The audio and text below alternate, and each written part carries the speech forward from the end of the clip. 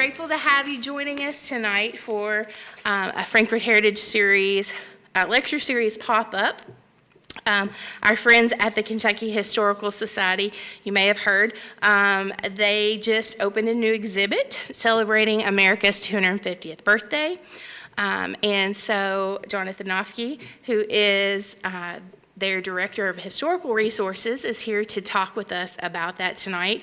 Before we get started, I just want to say a couple thank yous to our co-founder and organizer on this series, the John Carlton and the Frankfort Heritage Week Coalition, and to our new co-sponsor, our new partner on this series, starting this summer, will be the Capital City Museum. So we thank them for all of their help and their support. We also want to thank Cable 10 for coming out always and recording these lectures so we can have them for many generations to come. If you have your cell phone on you tonight, if you don't mind to turn that on silent, we sure would appreciate it. And it is my great honor tonight to introduce Jonathan Noffke. As I said, he is the KHS Director of Historical Resources. He started his career building exhibits at the Kentucky Derby Museum. From that beginning, his work in the museum field spans decades as a curator, consultant, director, and exhibit developer and project manager. He has worked extensively in the planning and construction of new museums, and he joined the Kentucky Historical Society staff in 2022. Please help me to welcome to the podium tonight, Jonathan Noffke.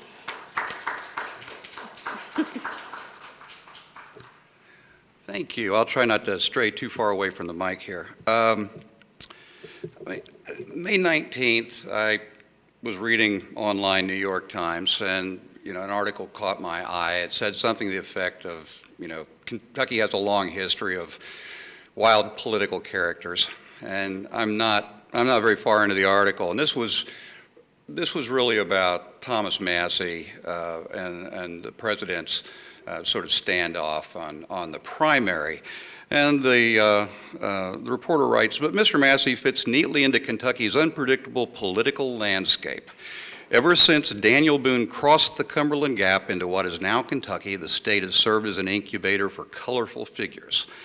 And it struck a chord with me. We had already opened this exhibit, but that image of Boone crossing into the Cumberland Gap is so very fixed in the minds of, I think, a lot of Americans when they think of Kentucky's founding, if they think of Kentucky's founding at all.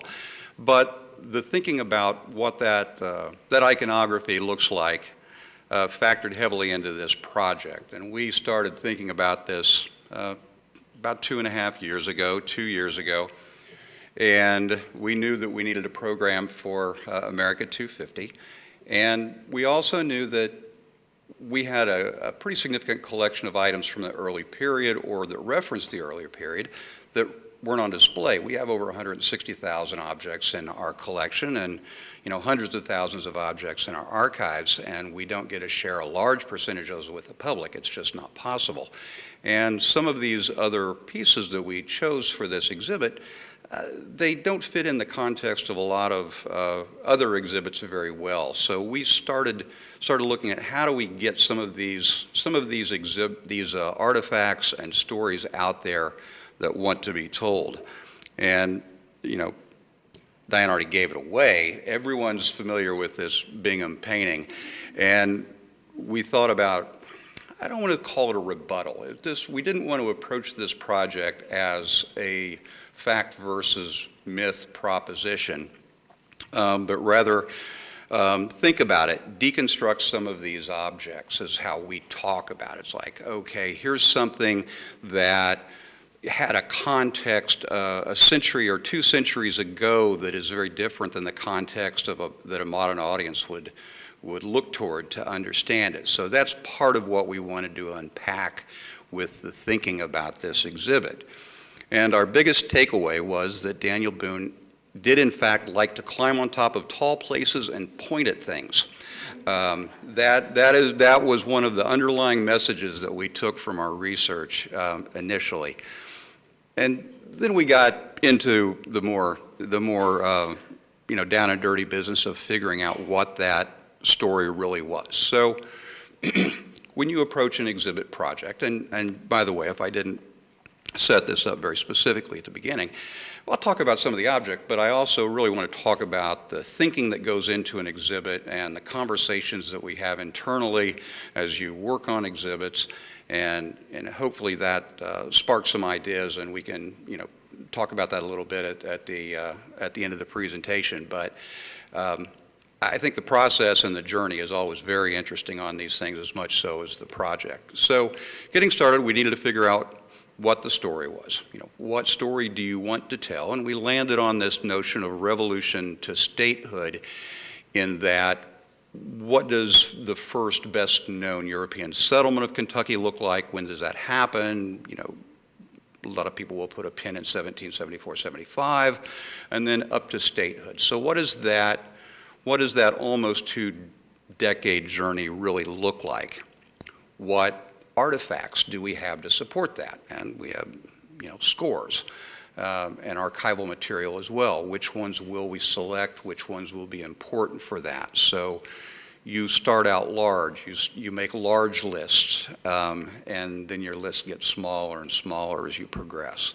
And then you take the story that you land on, and you take the objects that you want to present, and you get into a 3-dimensional space that you have, and you start to figure out how you arrange that so you have what turns out to be, we hope, a cohesive narrative, and everything fits together. So that's the proposition that you start out with when you go into a project like this.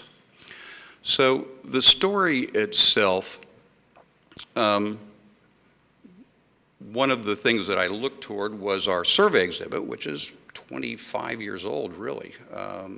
And you get an introduction. It's fairly predictable to the Native American experience, and then you move into the settlement period, and then you move into, the early federal period, antebellum period, so on, when you take this through a chronological order. So one of the things you try to figure out with a story when you're developing an exhibit, are you going to do this as a purely chronological exercise, or are you going to take this through a series of themes that breaks outside of a chronological period? Like any storytelling device or a movie script, it doesn't have to be completely a linear way to approach something. So that's another decision point.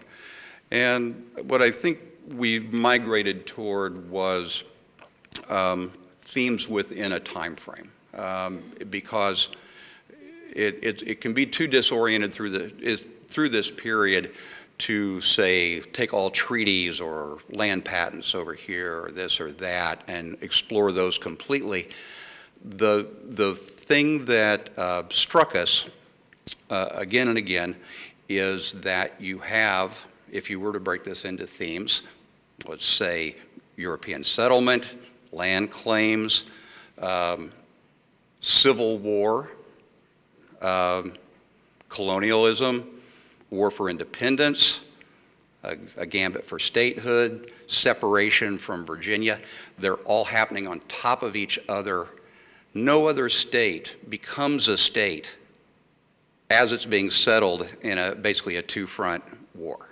I mean, it just doesn't really happen that way. And we might say West Virginia separated during, something similar, but that was more of a different kind of move. So that's what's happening in Kentucky. Europeans are moving in, or Virginians are moving in, shall we say. There are business propositions. There's native resistance and native removal. There is a colonial revolution against an empire. There is an empire that has been fighting against another empire. All this happens right on top of each other, and it can become very, very confusing if you have a visitor who is not, familiar with this, to try to take those by themes rather than a chronology and sort of unpack that. So where we ended up in terms of the outline was, let's figure out what this introduction looks like. And one of the things that we wanted to make sure visitors understood was that the first people in Kentucky had been in Kentucky for 10 to 12,000 years.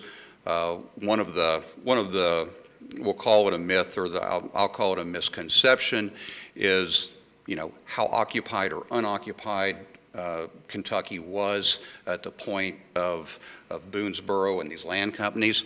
The Shawnee and Cherokee had not been living full seasons in the bluegrass or in Kentucky for some time, but very much it was considered their territory, and they well understood what those boundaries were and that was for their purposes. So that's one of the things that we wanted to describe as the setup in this epilogue, and sort of condition folks to understand that land ownership, issues like that, are not our modern conceptions of land ownership, and that it was natural to sort of see this resistance to European moves into the area. Then the other thing that we felt like that was about First People. Introduction, we weren't sure exactly how we stepped into it. Do you go straight into the discussion of Native Americans, or do you have some other tee up? We'll come back to that.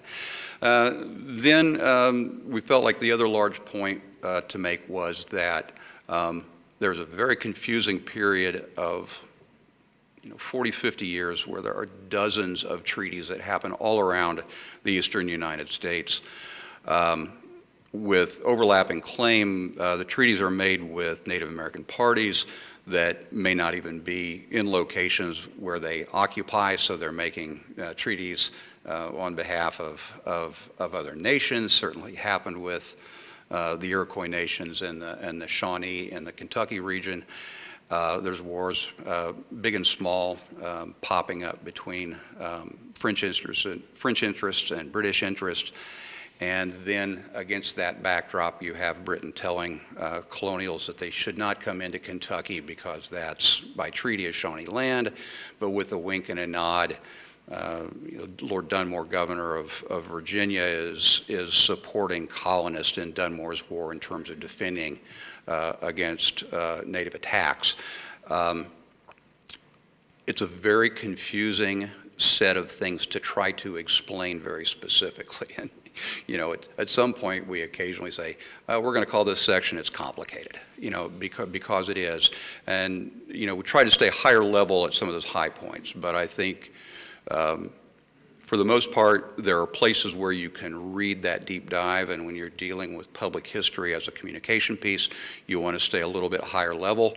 You want to provide enough information that hopefully your visitors are interested in pursuing more, but you don't want to give so much detail that people get bogged down and they get bored reading, and you lose them. So that's part of that thinking. The next, so that also takes in the Treaty of Sycamore Shoals, Henderson's effort to turn Kentucky into Transylvania, and then Harrodsburg, and then we get into the Revolution in the West. So the next section talks about what the military conflict was like in Kentucky, and that backdrop, which is really nothing to do with redcoats and colonial bluecoats. It's a militia and Native American war, and it's a proxy war in some ways, but a very important part of this. But the Revolution in the West is very different. We wanted to communicate that it was violent, and it was up close, and it was personal. These were not long, formal European battle lines on an open field. This was guerrilla warfare that white European colonials, patriots had to adapt to Native American approaches to warfare. And it was not an unusual way to wage war for Native Americans. Quick attacks, retreats, and then defensive fighting of those who followed or pursued them was the way Native Americans had been fighting war in the eastern United States for centuries. It was an adaptive process, more for the colonials. So the next story that we take on is the path to statehood and what that looks like after independence. Of course, Blue Licks,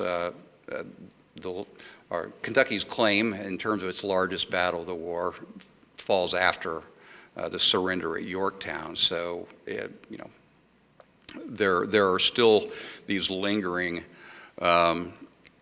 bits of conflict in the West and in Kentucky. And one of the things that we really tried to zero in on a little bit is that very little changed in Kentucky as far as combat at the end of the American Revolution. The surrender at Yorktown meant very little. Battle of Blue Licks happened after that. But until statehood and until really the War of 1812, this war of native resistance between colonials coming into Kentucky and the Northwest Territory wouldn't really get settled in this region until the War of 1812. The war just continues in many ways. So that backdrop of trying to settle land claims, petition for the new federal government to support Kentuckians in their battle against Native Americans are in large part, why Kentucky wants to separate from Virginia and have its own statehood. The distance from legal decisions and the thought that formal statehood would offer more protections by the federal government in terms of Kentuckians' battle with Native Americans was in large part behind that push for statehood. A lot of different factors, but Virginians, Thomas Jefferson championed it too. I mean, it was not unpopular. It was more a matter of sorting it out. It took 10 constitutional conventions to get there, but that is the last part of that pure timeline that we explore. And then the epilogue is really much more about, okay, how is this remembered? So artifacts, again, as we have many hundreds, many thousands, so we made large indexes of objects and sort of correlated those to which periods they might best fit in. We start to narrow that decision-making process by things that we know we really must exhibit. That included studies that we have by Gilbert White for the lunettes at the new Kentucky State Capitol, an original John Filson map. The Filson map of 1784 plays a large part in sort of promoting the expansion into Kentucky during this period, and also the promotion of Daniel Boone as this iconic figure. We also wanted to get some of these highly romanticized images of that period in place so we could kind of take them apart. One in the upper left, you see the ride of Simon Kenton, this very classical romantic figure of a nude man strapped to a white horse is painted in the 1850s. So, why is this painting painted in the 1850s? Why is this being celebrated this way? What are the references? Well, Kenton was captured by Shawnee and was strapped to a horse and ridden in this sort of ritualistic test. But the painting itself is based on a Ukrainian figure named Mazeppa, who was forced into this same sort of trial over some infidelity with a superior of his. And Lord Byron writes a epic poem about it in the 18-teens, and it becomes an opera. And it is an act performed on horseback in circuses in the 19th century. So you have something like this that, you put out there for a visitor, but until you kind of unpack that, all this really is a 19th century meme.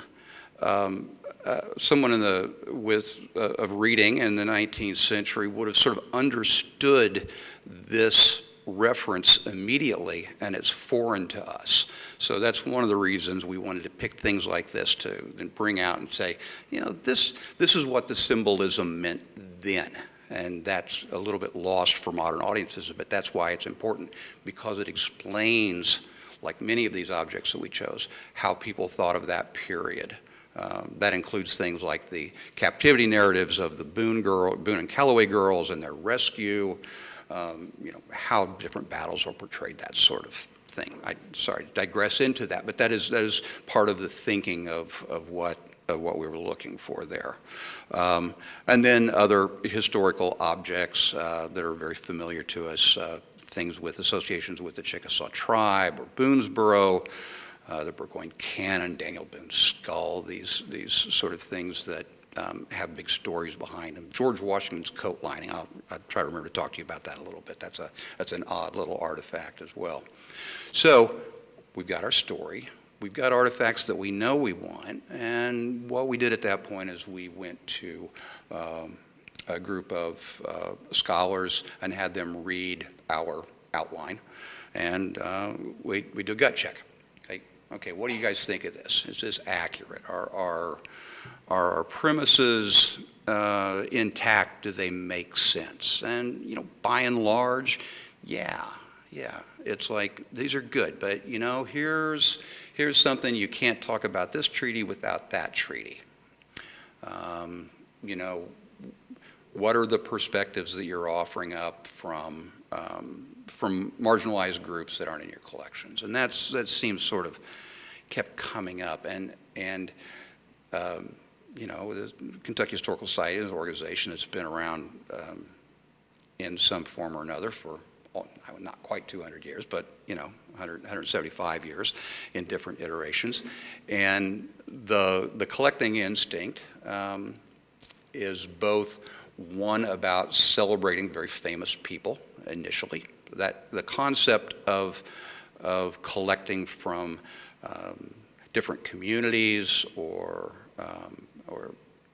sort of untold stories is a much more modern concept of how you do public history and how you collect from museums. So the emphasis is very much on founding fathers. It's very much very European-centric.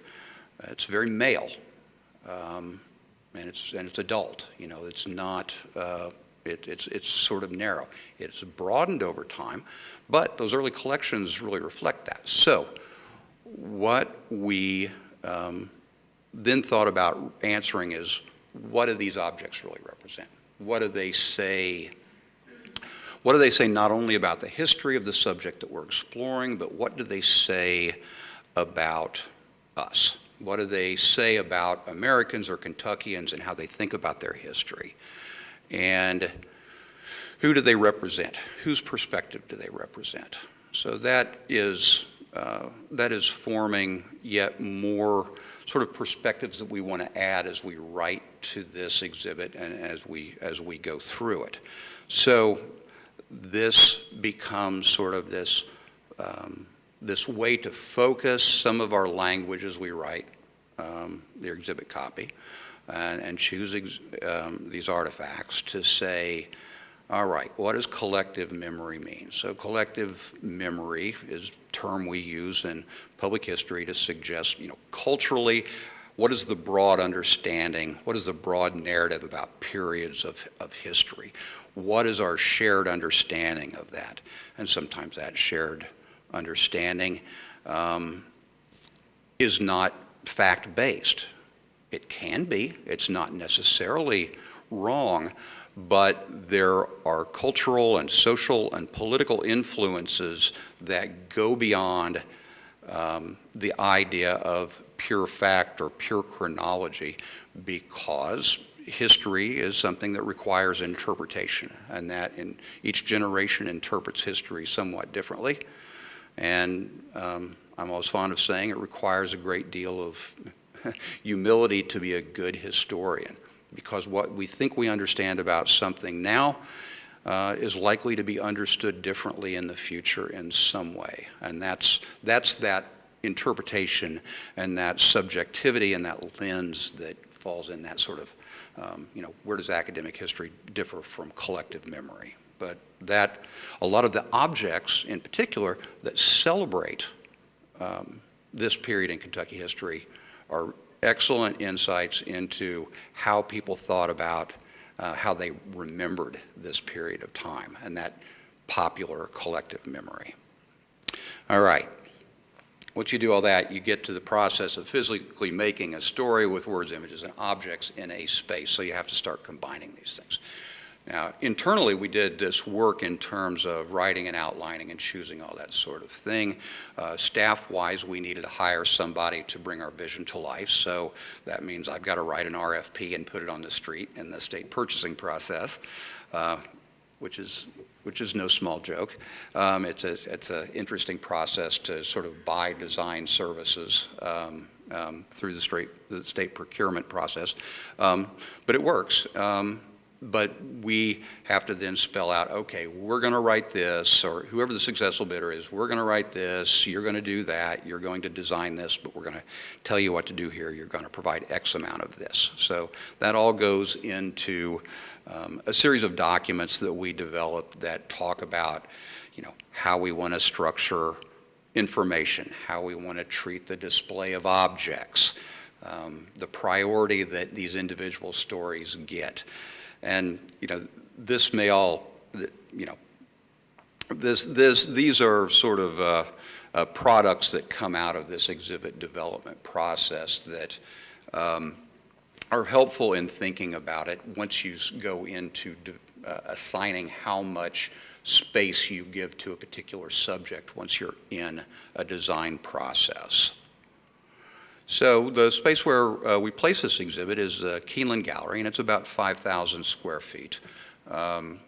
We were going to dedicate anywhere from 2,500 to 3,000 square feet to this exhibit. So you got to take the old exhibit out. The old exhibit was our service, Our Stories, Our Service. It was about Kentucky women's military service, and that exhibit had been with us for about 2.5 years, and we needed to change that out. We're going to program this current exhibit for another 2 years, and you wreck it out, and you have to build walls, and you have to use sort of these temporary walls that are in our inventory, and we start to decide how we plot this exhibit out. And we work with this contract exhibit designer to do this.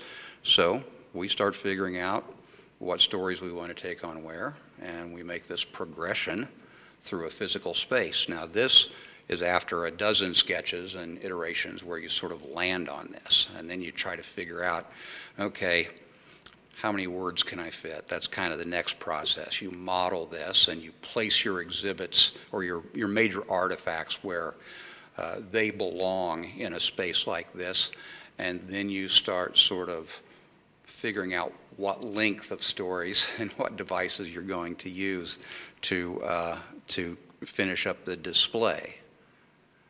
So these are all visualization tools that help us get to that point.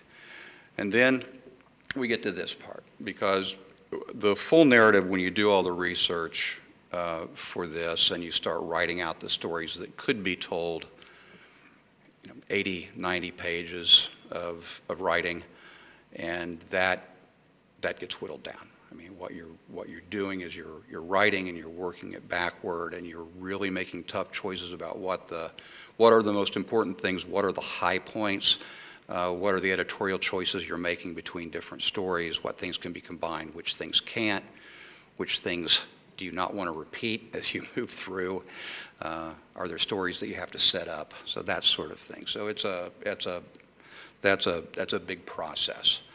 And one of the other things that really became apparent to us, and is that quite often the conversations that we were having as an internal team were,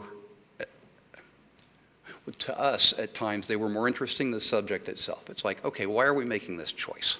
Why are we using this word? What does this word mean? And this goes back to collective memory as well. And we ended up with sort of this device that we used in the exhibit. We called it Words in History. So you have all these formal documents and informal documents that refer to Native Americans as savage. Savage is used very commonly, not thought of at all. Now, today that is certainly considered among Native American people a slur, but how do we share our thinking when we use the word native people versus American Indian versus this? So we just kind of unpack that. We say, you're going to see savage in the context of the historical documents where it was commonplace. Over time, academic writing has moved through different phases and makes these references. Today, we typically do this, and we did that with different words and different approaches throughout. And because you have to decide what language you're going to use if you're writing all this, what words do you use when you refer to something again and again? And we tried to share those choices or that rationale with the visitors at different times. And this is one of those areas when you talk about, collective memory, quite often there's a reaction to, well, this is very academic, that doesn't really happen, but in everyday language. But over time, language does shift about race in particular. That is something that changes in society. So rather than just kind of going along with it, we wanted to visit some of those issues so hopefully visitors could understand why we were making the choices that we made as we went through that process. So that's what I mean by breaking down the fourth wall. So then we get into actual layout. Revolution to Statehood was a working title that just never went away. And it was Kentucky's, founding initially, but that idea of how that period was remembered became so central to what we were doing that we incorporated it into the title. And, more of this process is about laying things out, deciding how big things are, putting copy next to pictures. Does this need a picture or a map to explain what it is? And, if the answer is yes, that's something that has to be developed or designed. So once that design is complete and it's signed off on, you go into this installation process, which always happens much later than you'd like it to happen because it always comes down to, a very last minute thing. But part of that was the deinstall of the previous exhibit. Some things we had to construct in place in the room that became casework. And a lot of this was putting up these temporary exhibit walls that we have and mounting graphics on those, as well as building a few cases. A lot we have in hand, but some we have to build custom, so figuring out what you've got to make. Working on some interactives, so we have a couple of digital interactives. One is in the introduction. Come back to the George White lunette. When you enter the exhibit, one of the lunettes at the new state capitol is supposed to be Boone and his group taking the measure of the land, right? And so it becomes sort of this tangled mishmash of things that, okay, Boone is standing above a river. Well, when Boone first saw Kentucky, he wasn't standing over the Kentucky River. So White, the artist, is sort of combining these different stories and these notions of what actually transpired. So it's part factual, but it's also part imagination. But it all feels, very natural as you kind of develop these iconic images, and it's in our state capitol now. But it portrays a thing that never really happened exactly that way. It kind of did. So we lean into that at the introduction. We show that, and we have a piece of media that plays that imagines the artist looking at some of these different images of Boone, rifle in hand, standing in a high place looking out over the land, and imagine how he combined those in his mind to come up with that creative solution. Then we get into the real build that we're I love my scissor lift changing lights there. I was like taking pictures from up there. So it becomes a lot of intense work over like a 2-month period just on the physical build and install on something like this. And you know, you get everybody involved. That's bringing it all together.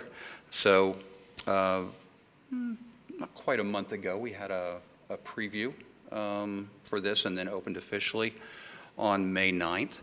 So this is part of that introduction, where I was saying we had the lunette of Boone, and that's the media piece in the background. One of the artifacts you see to the right here is from the USS Kentucky.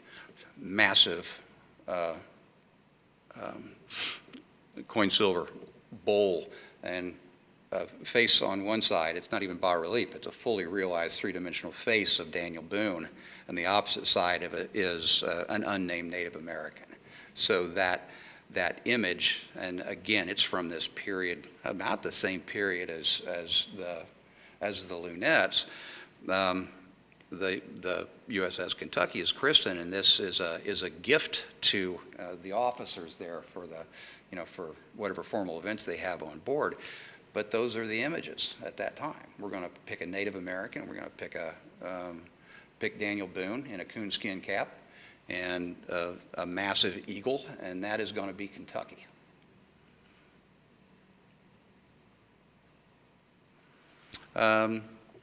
Figured out how we would do introductions. So like the image on the right is every section that we go into, we introduce that with an etching from the period and either a quote or sort of a theme for that chronological period. You can see a little bit of the treatment of how we display some of the artifacts. The Native American area, another interactive in there is actually from an open source media piece that you can touch a place really anywhere in the world, but we close it in on the United States. But you can touch this interactive map, and it will show you what indigenous languages were spoken or are in that region. So it's an interesting interactive. And the object that's not in that case is one of those sort of break down the wall thoughts. It says, where are the Native American artifacts? And the fact of the matter is we have very, very few. A lot of the artifacts we did have were on loan from Kentucky Archaeological Survey, but there are reasons for this. Some reasons are because they were used up. I mean, they were not saved. They were utilitarian objects. Other factors include that they weren't prioritized for many, many years to be collected. So that absence is something that we wanted to explore, and often sometimes in archives or museum collections, we refer to that as a silence in the collection. And it's like, okay, we don't have anything that really speaks to that story as an object. So that's why we wanted to talk about that there. This is in the Revolutionary War period area. Familiar artifact of Burgoyne cannon, some 1930s murals, other paintings. This, I mentioned earlier, the George Washington coat. So this is a great thing. Such is the desire to connect to the founding fathers and an important American figure like George Washington, that this came into the collection. It was a bit odd, but it was given in the 1920s by a great niece of George Washington's, who was up in Newport, Kentucky. So the provenance is really clean in terms of this being in the Washington family. So her, great-great-great-grandpappy was a nephew of Washington's. And upon Washington's death, the story was that the fur coat that Washington wore at Valley Forge was given to this nephew. And it was kept safe in the family between mattresses until one time they lifted up the mattress and found that moths had gotten into it and had eaten all the fur. And the only thing that was left was the linen lining, but they couldn't bear to throw that out, understandably, right? So they take the whole thing apart, they take this apart, they re-sew this back together, and this becomes the family heirloom. But, you know, it's what was left of it. Now, what parts of this story are true or not? Well, couldn't find any records of Washington having a fur coat. You know, was it a fur coat or was it fur lined at the, you know, he's always portrayed with a cape. It's a little more iconic for him, but he certainly, you know, could have had a traditional coat. But at any rate, we recently had this conserved, and it is a combination of hand stitching and machine stitching, so that machine stitching tells us that it was taken apart and put back together, but the original stitching is handmade. And the linen, by analysis, is, you know, of English manufacture from the 1700s, and the provenance is super clean. Did George Washington wear this coat? Pretty confident he did. Did he wear it at Valley Forge? Yeah, we don't know. I mean, there's no way to prove things like that. But those stories that are told about the artifacts and they get passed down, to me, are really quite interesting to look at the provenance. And I think past curators may have been hesitant to put things out like this because of the things that we couldn't prove about them. And those things that we can't prove about some of these objects, to me, at least in the context of this exhibit, are sort of irrelevant. They're sort of the reason for an exhibit like this. Why were they thinking? You know, did they know this, or did they want this to be the reality and the story about this object? And that's what goes in the record. So, you know, it's kind of, you know, trust but verify, but remain cynical. You know, pretty cynical about these things in terms of how real are they. We want it proved to us. But we do know where it came from, and we knew it was important to the people who saved it, and that's sort of the point of the story. You know, people wanted to remember this founding period in particular ways, and they either saved things from that period or they created objects to remember it the way they wanted to remember it. So now the ongoing work, you know, we program around this. We have lots of school groups coming in, lots of, you know, public coming through. The Native American interpretation, we started out very early talking with Shawnee, Cherokee, and Chickasaw representatives, or reaching out to them.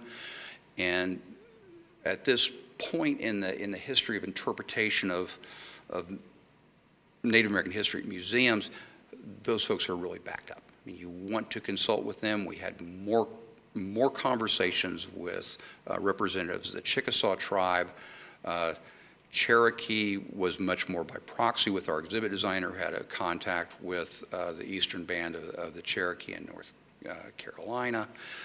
Shawnee, you know, it's more a matter of, we're going to come see you in the summer, move forward, thank you for letting us know you're doing this. So we're trying to lay the groundwork for how we work with Native American representatives to do our permanent exhibits, acknowledging that we're inviting them in to review this, the parts that they have not, you know, already had some comment on, and say, give us feedback. And, you know, I think that goes for everything here. We will see over the next, you know, 2 years that we're going to program. Are there things that we want to change about this, and we have the capacity to do it? We will make the effort to make that change. But it's been a lot of work, a good deal of fun. I think it's very appropriate for this celebration of America's 250th birthday, and I think it's going to be sort of the foundation for how we approach telling that story in our permanent exhibits when we redo those in the future. So I appreciate your attention today, and I would be very happy to talk about any of the objects or answer any questions. Yes, sir.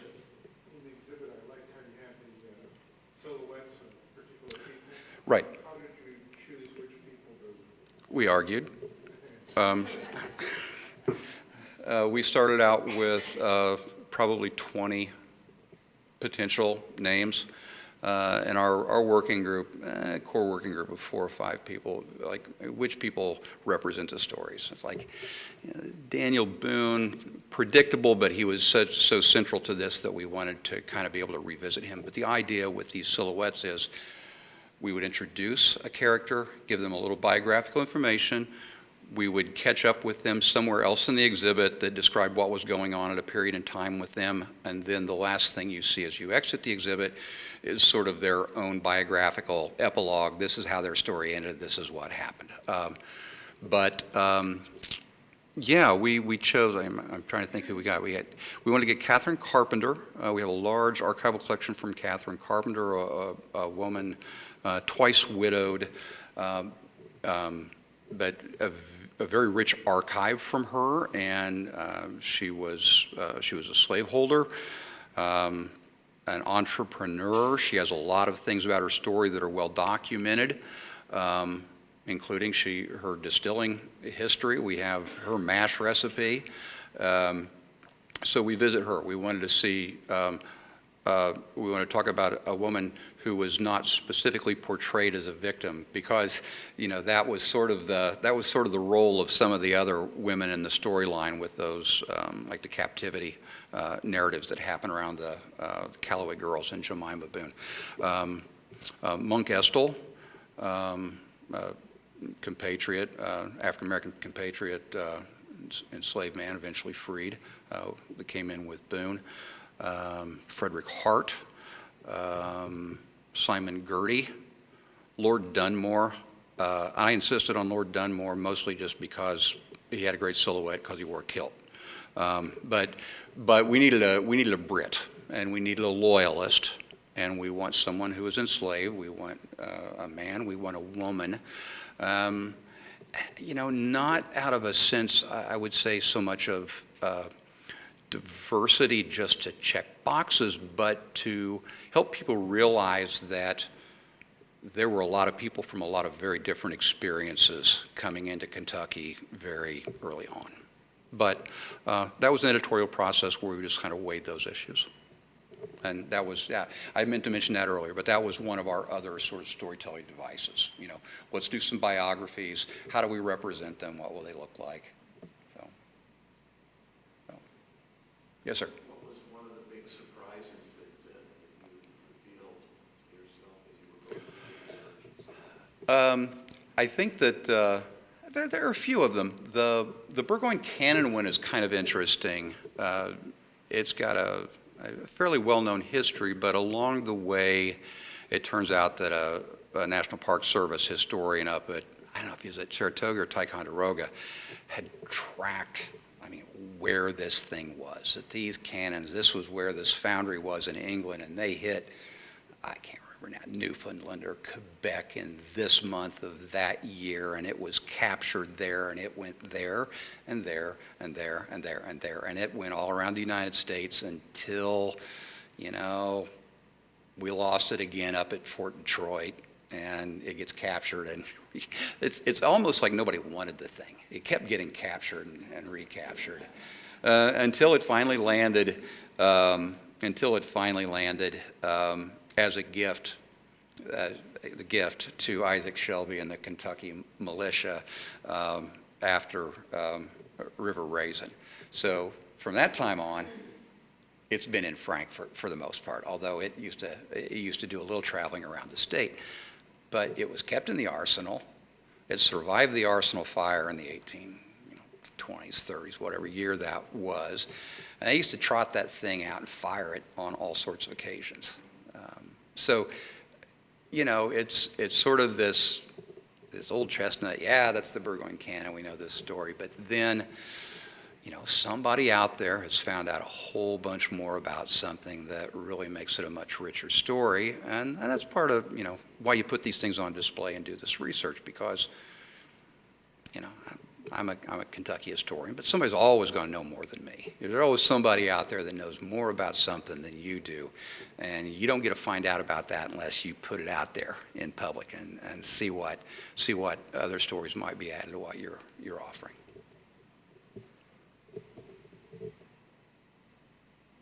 All right.